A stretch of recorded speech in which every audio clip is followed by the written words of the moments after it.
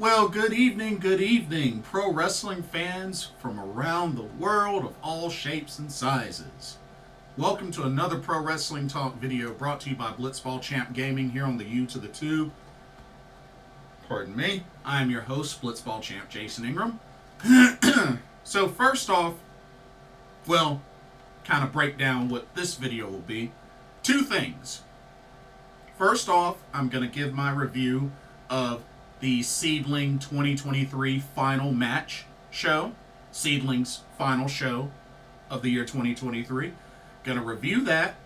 And then I'm gonna switch gears and preview the upcoming AEW Worlds End pay-per-view, which will be the last big show for AEW, All Elite Wrestling.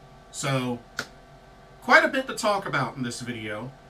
But first, we're gonna get started with SEAdLINNG. So, pardon me, SEAdLINNG 2023 final match took place December 28th at Corcoran Hall and had a nice little 5-match card with one championship on the line, and overall pretty entertaining show. So let's go ahead and start the review, starting with the first match. Here we go. Alrighty. SEAdLINNG 2023 final match started off with a tag team match. We had the team of Itsuki, Aoki and Yu taking on the team of Misa, Kagura and Chi. Now, I thought it was pretty neat seeing both Chi and Misa Kagura come out at the same time. And, they were both, dressed in pink. So it's a very fitting team. I believe this is the first time they've teamed up before. But, you know what? Pretty fitting. Especially with their overall look and outfits and everything like that. Overall, this was a good starting match. Good opening match for the show. Definitely back and forth. I love the exchanges between Misa, Kagura and Yu. Both are pretty much power wrestlers. And it was just a great exchange between both of those ladies. Chi showed a lot of fighting spirit in this match, just like previous matches. I know she tends to take the most punishment, but Chi always has that fighting spirit in her matches. So, I really feel like she's only going to get better more and more as time passes. Now, I have to say, I can't be too surprised that Yu, when it got way to pretty much the middle to the end of the match, Yu pretty much dominated and put the final nail in the coffin, as she was able to put away Chi, hitting her with a diving splash off the second turnbuckle, and pinned her for the 1-2-3. And the team of Itsuki, Aoki and Yu pick up the victory in the opening tag team match. But, great match. And yeah, I enjoyed it. Definitely enjoyed it. Alrighty. Let's move on to our next match, which was definitely rather interesting in kind of a good way and in a bad way, to be honest with you, but it was still very entertaining. Check this out. So, we had ourselves a high-speed tag team match. Of course, featuring referee Natsuki Tayo, or Tayo Natsuki, which she's the referee for all high-speed matches in SEAdLINNG. But we had the team of Kedita and Pidita taking on the team of Ikuto, Hidaka, and SUGI. Now, oh man. So, of course, you know, Kakadita Lapidita had the really long entrance, which I guess I can kind of understand why that led to what happened. But Kakadita Lapidita had an extremely long entrance, which I love their entrance and their entrance theme. The match starts.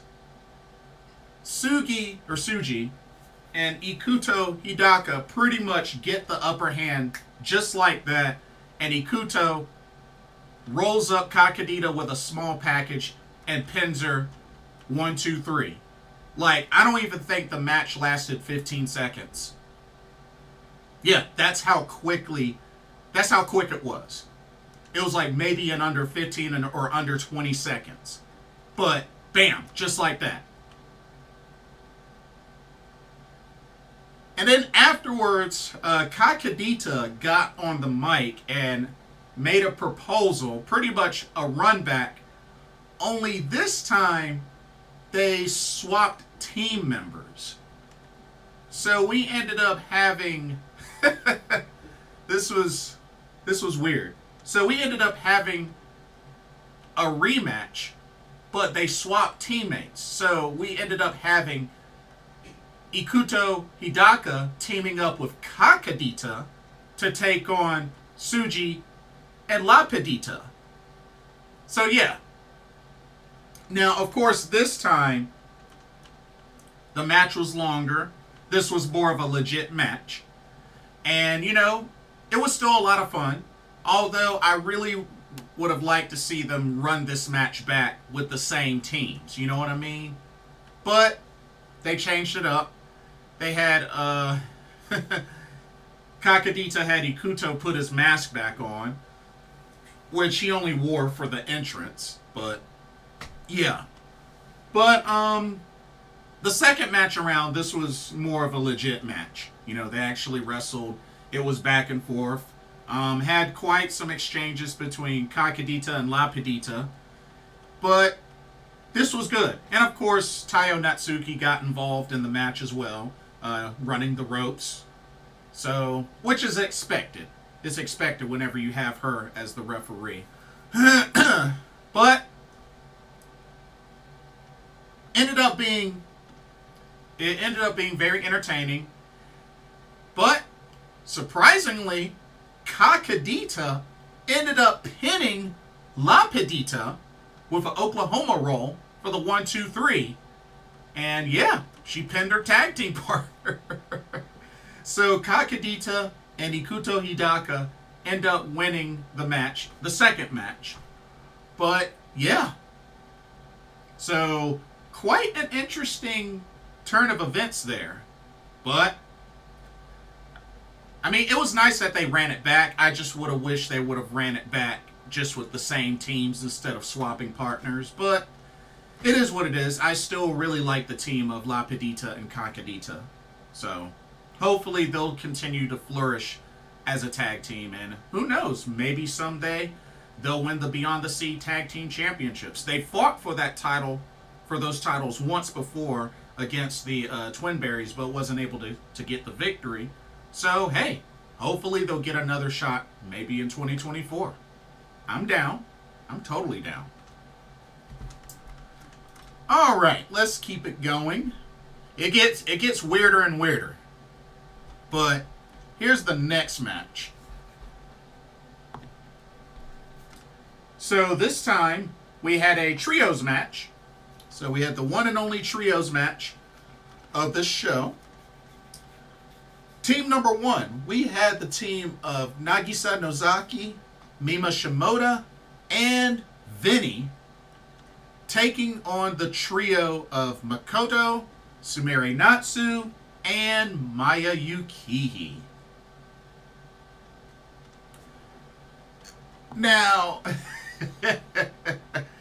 I have to start off by saying Sumire Natsu's a nasty little minx. I mean, just with the champagne bottle, just, you know, spitting on her opponent. And just, oh man. doing the pinning combinations with how do I describe it? With her kind of dry humping her opponent's face. It's crazy. It's really, really crazy. But I mean, hey, that's how she is. That's how she is. You know, she has the funniest, best Bronco Buster ever. We got to see that. But this was a pretty entertaining match. It was good to see Makoto back in the ring. I feel like I haven't seen her wrestle in a while, so it was good to see Makoto again. But yeah, all 6 of these ladies, you know, this was a very entertaining match. Maya Yukihi and Nagisa trading some strikes. You know, thought that was a pretty cool sequence. And hey, Maya Yukihi, she can work those strikes. And you know, I've even seen her live before through DPW, so I can relate. But very interesting turn of events as it got near the end, as pretty much Makoto ended up helping VENY to win. You know what I mean? Because we have to remember, Makoto and VENY were tag partners. I believe they're actually former, I thought they were originally Wave tag team champions, but they were actually Beyond the Sea tag team champions before. So a lot of chemistry between those two, and I guess just everybody got fed up with Sumire Natsu. Makoto ended up attacking Sumire Natsu, her partner for this match, and pretty much helped VENY finish her off and win this match. VENY pinned Sumire Natsu with a diving moonsault. And yeah, Nagisa Nozaki, VENY, and Mima Shimoda picked up the victory thanks to the assist from Makoto. And it looked like everybody celebrated in the ring and kind of left Sumire Natsu just kind of there to fend for herself. It's kind of sad, but funny at the same time. So, I mean, yeah. But it's cool to see that VENY and Makoto are still cool with each other. You know what I mean? So, hey, I can dig it. But, very entertaining match. Alright, let's move on to our semifinal matchup. And this was actually a really good match. Also, kind of an interesting pairing as well. Check this one out. Alrighty. You had a tag team match. I guess you could say a special tag team match. You had the Hardcore Queen teaming up with the Violence Queen. It's interesting. So you had the team of Dash Chisako, the Hardcore Queen, teaming up with the Violence Queen, Arisa Nakajima, taking on the team of Hiroyo Matsumoto and Ryo Mizunami. And, you know, it's really interesting because, you know, Hiroyo Matsumoto and Dash Chisako are together known as the Reiwa Ultima Powers. So those two, they've been partners for a long time. So yeah, this was very interesting, but a very enjoyable tag team match. I'm a fan of all 4 of these ladies, but you know, it is pretty neat seeing the Hardcore Queen and the Violence Queen teamed up. I mean, they had matching outfits, and you know, it was pretty, or matching colors, but you know, it was pretty cool. It was actually really cool, and definitely hard hitting back and forth. I mean, honestly, this was a type of match that was so good, it was hard to tell who would even pull out the victory. You know what I mean? So, I felt like all 4 women did awesome. But, it was my girl, the Lady Destroyer, Hiroyo Matsumoto, that would end up sealing the deal, as she was able to pin Arisa Nakajima for the 1-2-3 after hitting her with a rock drop. And Hiroyo Matsumoto and Ryo Mizunami pick up the victory. I was kind of surprised seeing Arisa Nakajima take the pin. You know, we got to remember, this was a former Beyond the Sea single champion for a long time. You know what I mean? So I was kind of surprised to see her take the pin. But hey, I can dig it. Like I said, I love Hiroyo Matsumoto. I've met Hiroyo Matsumoto, so I can dig it. But yeah, great match. And then the main event, the final main event for SEAdLINNNG to exit the year 2023 is none other than this here. SEAdLINNNG closes out 2023 with one more Beyond the Sea Single Championship match. As the champion, Sareee, the Sun Goddess, defends the title against Ayame Sasamura, former Beyond the Sea Tag Team Champion with the recently retired Riko Kaiju. They were known as the Wild Berries. Anyway, or it's not Wild Berries, Twin Berries. I'm sorry, Twin Berries. Please forgive me. Solid main event. Definitely, Ayame Sasamura looked really good in this match. She definitely brought her A game and, you know, even had Sareee in trouble, you know, with the submission. You know, it had the rear naked choke and really just, she had her in trouble for a while. I mean, you got to give credit to Sareee for her fighting spirit, but the champ was in trouble for a bit in this match. But it was definitely back and forth between both these ladies. And I don't know, Ayame Sasamura, I could see her as a future singles champion at some point. You know, even if it's not here in SEAdLINNNG, but elsewhere, she put up a great fight against Sareee. She really did. But this was a solid match. Definitely enjoyed it from start to finish. And, you know, Sareee, she hits hard. She hits hard. So, I mean, gotta give her credit. But nailed Ayame Sasamura with that running rope-hung drop kick. Hit her with a Uranagi, but then it took an arm trap Uranagi to put away Ayame Sasamura, pinned her for the 1-2-3, and Sareee the Sun Goddess will exit 2023 still your Beyond the Sea single champion. So congratulations to Sareee the Sun Goddess. And like I said, her match with Arisa Nakajima when she won the title, still a great candidate for match of the year, for sure. But yeah, a great final show for SEAdLINNNG to end the year 2023. Very solid, and looking forward to see what 2024 brings for SEAdLINNNG. Should be good. Looking forward to it. Alrighty, before we switch gears to AEW, here's a quick word on the sponsor of this video, Game Beauty. Check them out. As you continue to enjoy content here at Blitzball Champ Gaming, be sure you take a moment to check out Game Beauty. Beauty inspired by gaming. Game Beauty brings to you video game related makeup and cosmetic products.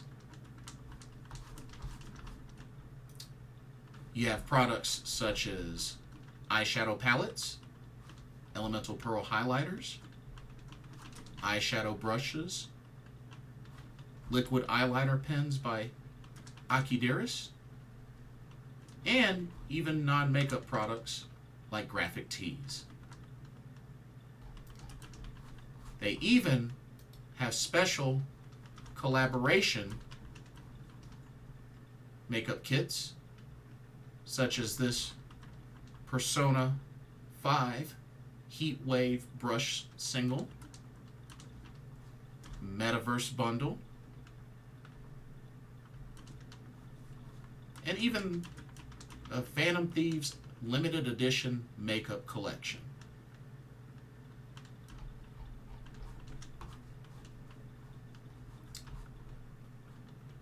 Also remember that Game Beauty provides international shipping of $60 or more.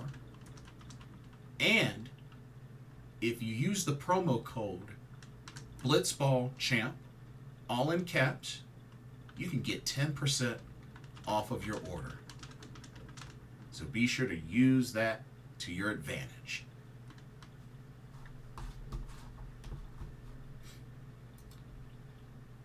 Now, back to your regularly scheduled video. Enjoy, and thank you. Alrighty, so we move from SEAdLINNNG having their final event of 2023 to All Elite Wrestling having their final pay-per-view of 2023 with Worlds End, which will take place on December 30th at the Nassau Veterans Memorial Coliseum in Uniondale, New York of Long Island. And we have 11 matches for this final pay-per-view for AEW for 2023. So let's go ahead and get started with the first match. Let me get my graphics up. Which, it looks like 2 of the matches are pre-show, aka 0-hour matches. So, check this out. Okay. So, first up, we have a 20-man Battle Royale. And this is for a shot at the TNT title anytime, anywhere.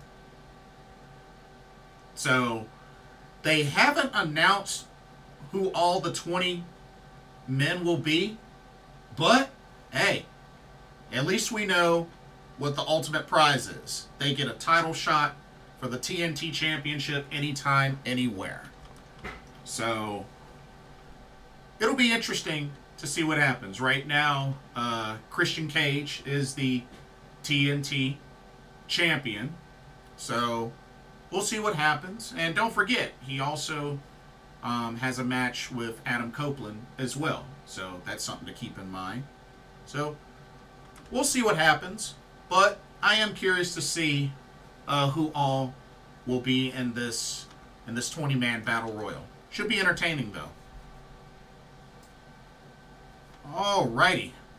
Let's move on to our next match. Our second 0-hour match. Alright, we have the FTW Championship on the line. FTW rules, of course. Pretty much anything goes. Stuff like that.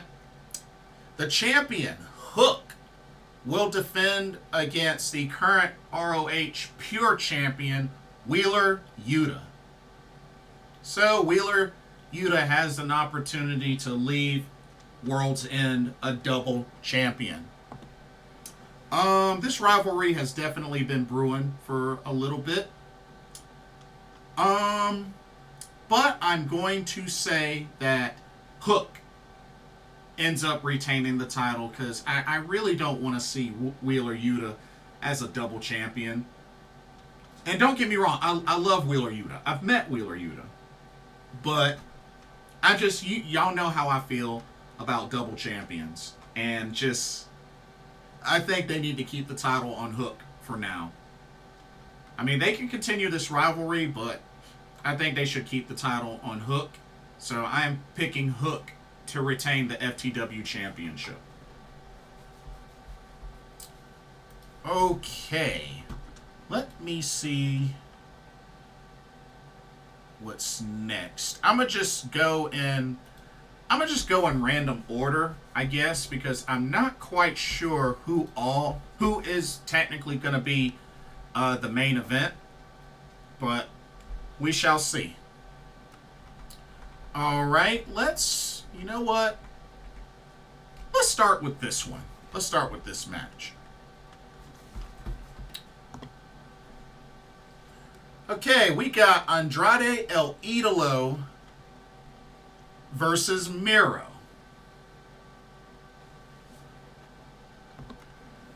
To be honest, I can kind of see this going either way.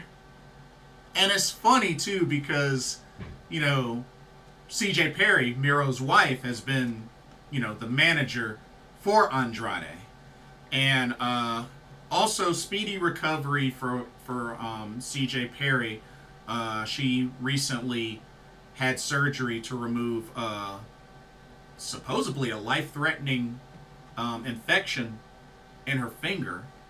So thankfully they were able to take care of that, and you know, hopefully she'll have a speedy recovery. But yeah, pretty scary, eh?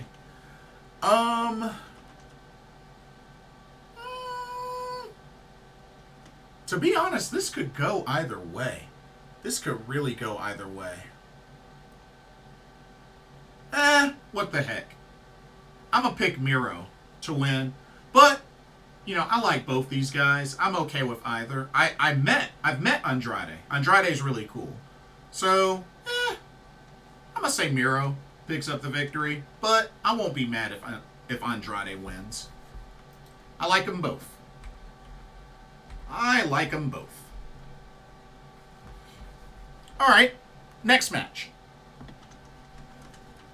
Oh, this is a big one. This is a very big one. Letting these two brothers go at it one-on-one. We have Swerve Strickland versus Keith Lee. Former Swerve and Our Glory tag team partners and former tag champs as well. So they're bringing this back.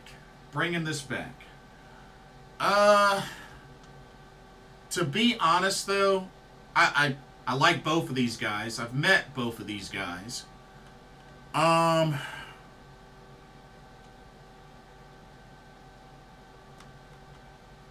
would really...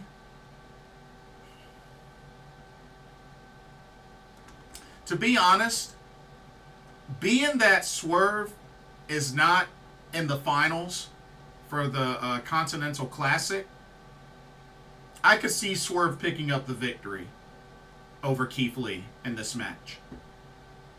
I think they gotta give him a final note to end 2023 on with a victory here. Now, I won't be mad if Keith Lee wins, but I think it would make the most sense if Swerve won. I really do. I think it would make the most sense if Swerve wins. But, should be a phenomenal match. Looking forward to it. I think it could steal the show. Alrighty.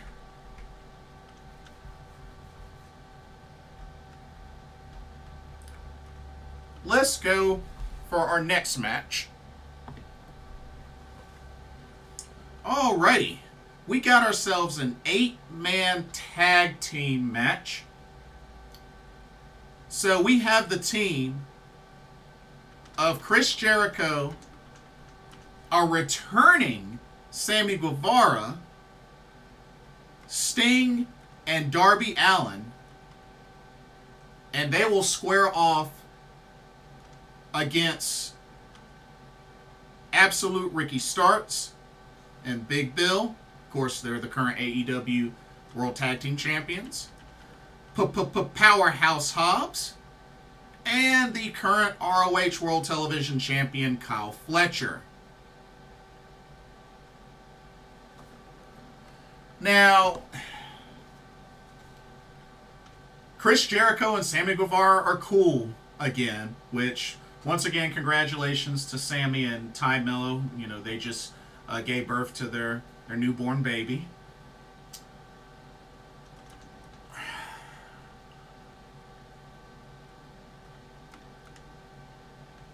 I was thinking possibly Sammy could stab Jericho in the back again. I don't know. But you know what?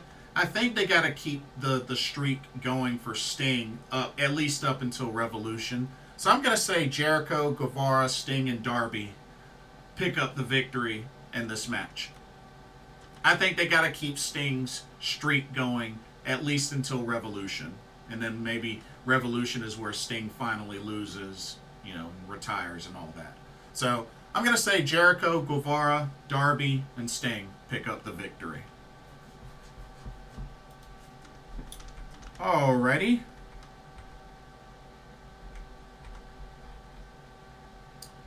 Oh, but that's not the only 8-man tag that we have. Oh, no. Because we got another. Incoming! Alright. This is a very unique one, made up of all competitors that competed in the AEW Continental Classic, but didn't make it to the finals. So, on one team, we have Blackpool Combat Club's Claudio Castagnoli and Bryan Danielson. We also have Mark Briscoe and Daniel Garcia, all on one team. And they will be taking on the team of Brody King, Switchblade Jay White, Jay Lethal, so hey, J and J, and Roosh.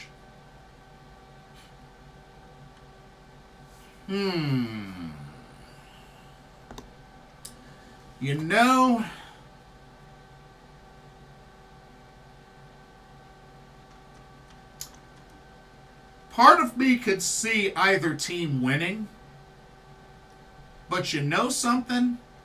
I think the second team could afford to win this match, especially considering how things went for them during the Continental Classic. So I think this would be a nice little moral victory for them. So you know what? I'm going to take a gamble and pick Brody King, J&J, and Roosh to pick up this victory.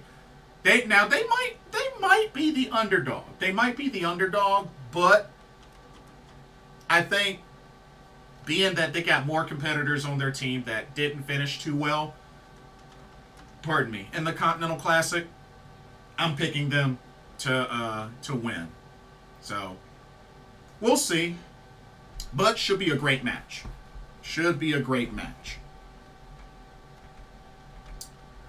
Okay, I think all that leaves now are the rest of the championship matches.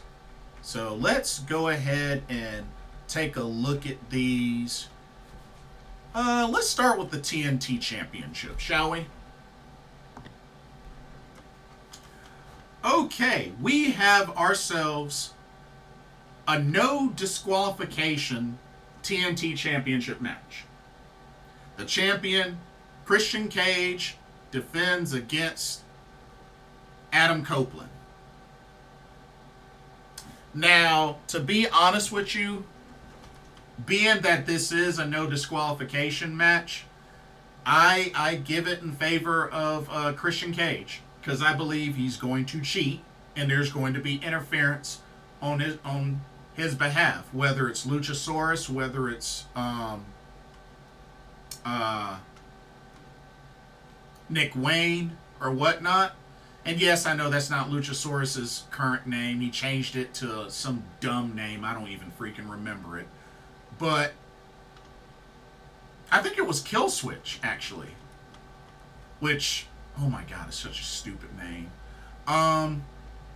But yeah, I'm picking Christian Cage to retain. Like I said, I feel like he has the advantage. This being a no DQ, he's going to cheat. And I think it's going to work in his favor. So, Christian Cage for the win. Alrighty. Let's go ahead and... both women's championships. Alright, here's the first one. Okay, we have the TBS Championship on the line. As the champion, House of Black's Julia Hart will defend against Abaddon. Definitely looking forward to this match. I think this will be very entertaining. You know, very dark, very eerie. I mean, Julia Hart and Abaddon. I mean, this should be quite the entertaining matchup between these two. And I'm looking forward to it. I really am. I could see it going back and forth, going down to the wire. But I'm going to say Julia Hart retains the TBS Championship. I'm picking her to retain over Abaddon. But should be good. Should be really good. I'm actually looking forward to this one. Good to see Abaddon have a pay-per-view title match as well. I think that's really cool. Alrighty. How about for the other women's title match? Alrighty. This is for the AEW Women's World Championship. As the champion, Toni Storm, I'm sorry. Timeless Toni Storm will defend the title against Riho. Of course, Riho has an opportunity to become a two-time AEW Women's World Champion. Of course, remember, she was the first ever women's champion. I'll say this. I will be rooting for Riho, of course. But I feel like Mariah May is going to interfere. And with that being said and done, I think she is the main one that ends up helping timeless Toni Storm retain the championship. So, hate to say it, and you know, I'm a big Riho fan. I have one of her shirts. But I think Toni Storm retains with the help of Mariah May. I think there's going to be some sort of interference from Mariah May, and I think she'll defeat Riho to retain the title. So, but hopefully it'll be a great match. I mean, Riho, she's been doing well since her return, so we'll see what happens, but I think Toni Storm will end up retaining. Okay. Now, I'm gonna just say that this is probably going to be the semi-main event, but here we go. We have the AEW Continental Classic Finals. This is to crown the inaugural AEW Continental Champion, as well as the NJPW Strong Openweight Champion, as well as the ROH World Champion, all equal to Triple Crown Champion status. It comes down to the Blue League's Eddie Kingston taking on the Gold League's Jon Moxley.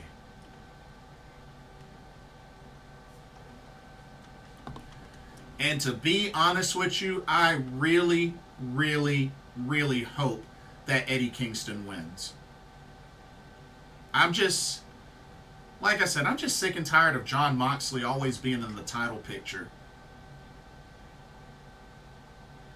So and not to mention, don't forget, Jon Moxley's already, he's got this title match coming up, and don't forget, he's got a title match coming up at Wrestle Kingdom for the IWGP Global Heavyweight Championship. So, I mean, I'm picking Eddie Kingston to win. I think it would be best if Eddie Kingston won. I really do. I really do. I'm gonna be pretty disappointed if Jon Moxley wins. I'm gonna be pretty disappointed. So, Eddie Kingston for the win in my book. And then, what I think will probably be the main event of World's End. This is for the big one, the AEW World Championship, as the champion MJF defends against Samoa Joe. Now, of course, MJF no longer ROH World Tag Team Champions. two of the, the Devil's Henchmen are the tag champs. Still no idea what their identity are. Part of me, I have a feeling that the henchmen are either Matt Taven and Mike Bennett, or wishful thinking, maybe it's a returning Red Dragon. And maybe the main man behind this devil gimmick could be Adam Cole. Could be a returning Adam Cole.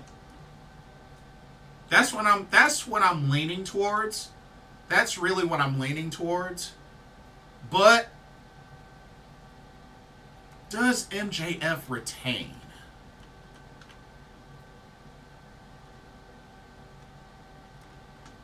Honestly, I'm going to say no. Bump it. I'm going to take that gamble.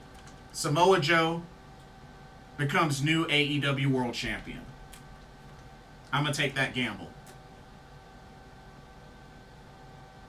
I could end up being wrong. MJF might have something up his sleeve, but I'm going to take that gamble and say Samoa Joe becomes new AEW World Champion. I think that'd be quite a interesting twist to end the year for AEW. I really do. But I think this, has potential to be a great pay-per-view and a great way for AEW to close the door of 2023. So, looking forward to it. Should be good. But that will do it for this video. Don't forget to check out the link in the description for Game Beauty. And also let me know what y'all's thoughts were on SEAdLINNG 2023 final match. What'd you think of the card? What'd you think of the matches, the outcomes, all that? And let me know your predictions for AEW Worlds End. Who do you think is going to become Triple Crown Champion? And just let me know what your predictions and thoughts are. Don't forget to like, comment, subscribe, hit that notification bell while you're at it. Thank you so much for watching. Hope y'all enjoyed the video. For another Pro Wrestling Talk, brought to you by Blitzball Champ Gaming here on the YouTube, the Tube, I am your host, Blitzball Champ Jason Ingram. Hope everybody has a blessed weekend, and I will see y'all in the next video and or live stream. Take care. Later.